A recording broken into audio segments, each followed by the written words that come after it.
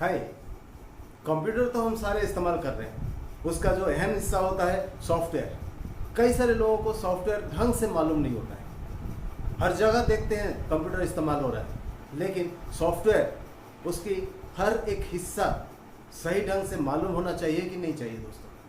Hello friends, मैं अशोक आप लोगों को आपके नए YouTube चैनल टेक पॉइंट पे स्वागत करता हूँ। तो चलिए शुरुआत करते हैं सॉफ्टवेयर इंट्रोडक्शन के जरिए। ओके, सॉफ्टवेयर क्या होता है?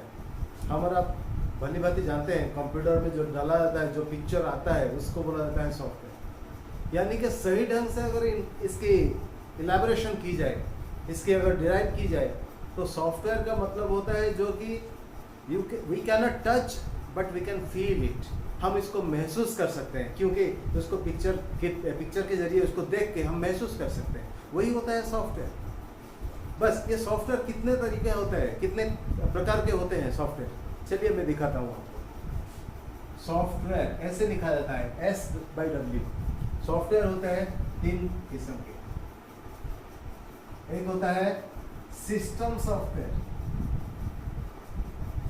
दूसरा होता है एप्लीकेशन सॉफ्टवेयर,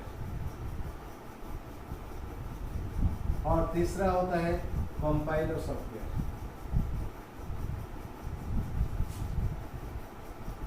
अक्सर हम इस्तेमाल तो कर रहे हैं, लेकिन हमको पता नहीं होता है, कई सारे लोगों को पता नहीं होता है एक्चुअली सॉफ्टवेयर क्या होता है, मतलब सिस्टम सॉफ्टवेयर कौन सी होती है।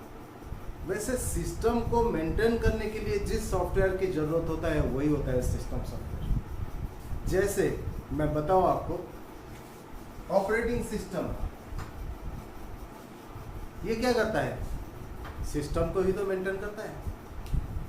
और अगर हम प्रिंटर लगाते हैं, नया प्रिंटर लगाते हैं, तो उसमें एक सॉफ्टवेयर डालते हैं प्रिंटर के लिए, वो सॉफ्टवेयर होता है एक्चुअली सिस्टम सॉफ्टवेयर।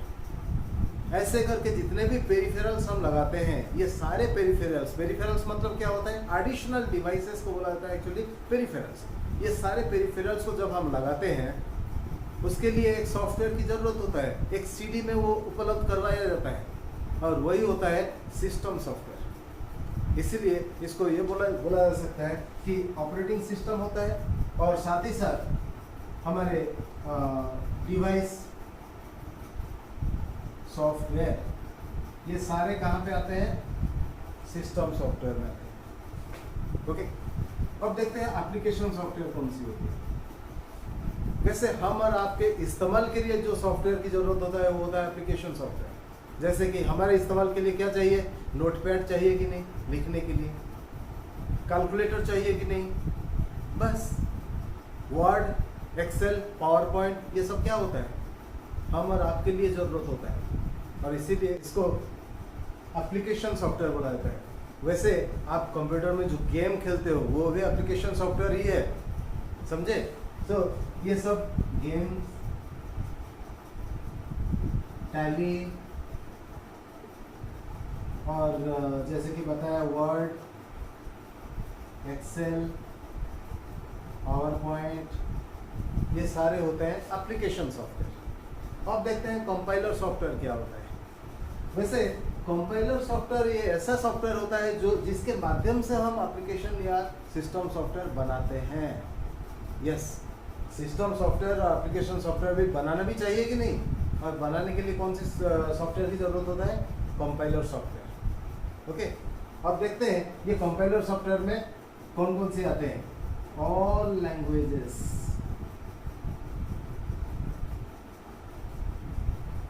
जैसे बेसिक, C++, जावा, विजुअल बेसिक, पाइथन, एक्सेट्रा, ये सारे होते हैं एक्चुअली कंपाइलर सॉफ्टवेयर। यस, इसको एक्चुअली सही ढंग से लोगों को मालूम नहीं है, कई लोगों को ढंग से मालूम नहीं है। वो पूछते हैं एक्चुअली लैंग्वेज हम क्यों सीखते हैं? अरे लैंग्वेज के माध्यम से आप बना सकते हैं एप्लीकेशन सॉफ्टवेयर, लैंग्वेज के माध्यम से आप बना सकते हैं सिस्टम सॉफ्टवेयर, इसीलिए हम इसको सीखते हैं। हाँ, इसके माध्यम से कंपाइलर सॉफ्टवेयर भी बनाया जा सकता है, तो ये सारे बनाने के लिए ये होता है माध्यम। इसीलिए पहले कक्षा में जो पढ़ाई जाती है ना, ये सारा क्या होता है, वही सब पढ़ाया जाता है। दरअसल कुछ सिस्टम के बारे में पढ़ाया जाता है, सिस्टम सॉफ्टवेयर के बारे में, और बाद में धीरे धीरे आप एप्लीकेशन तक पहुंचते हैं। और कुछ सज्जन बोलते हैं बस यही तो काफ़ी नॉलेज हो गया। अरे असल नॉलेज यहीं पे रुका हुआ है, असल नॉलेज यहीं पे रुका हुआ है। ठीक है, तो ये सब सीखने की जरूरत होता है। ओके, चलिए इसको सीखने की हम शुरुआत करते हैं। कंपाइलर सॉफ्टवेयर को समझने से पहले मैं एक चीज़ बोलना चाहूँगा कि कंप्यूटर कौन सी भाषा समझता है। बेशक आप जानते हैं कि कंप्यूटर जो समझता है बाइनरी लैंग्वेज समझता है। बाइनरी लैंग्वेज यानी कि बिट और बाइट, है ना। बाइनरी लैंग्वेज मतलब क्या क्या होता है एक्चुअली, 0 और 1 ये दोनों बिट होते हैं। ये एक बिट, ये एक बिट, ये दोनों बिट होते हैं। और ये दोनों बिट को मिला के एक्चुअली जो फॉर्म होता है वो होता है बाइट। यानी कि 8 बिट मिलने से 8 बिट फॉर्म्स 1 बाइट। ओके, वैसे कंप्यूटर कौन सी लैंग्वेज समझता है, वही बिट बाइट 0-1 समझता है। तो क्या आप लिखते हैं कभी 0-1 में? नहीं लिखते हैं ना, आप लिखते हैं अल्फ़ाबेटिक्स, है ना। और आप जो अल्फ़ाबेट लिखते हैं उसको कौन लेके कंप्यूटर को मतलब समझाता है, कौन समझाता है?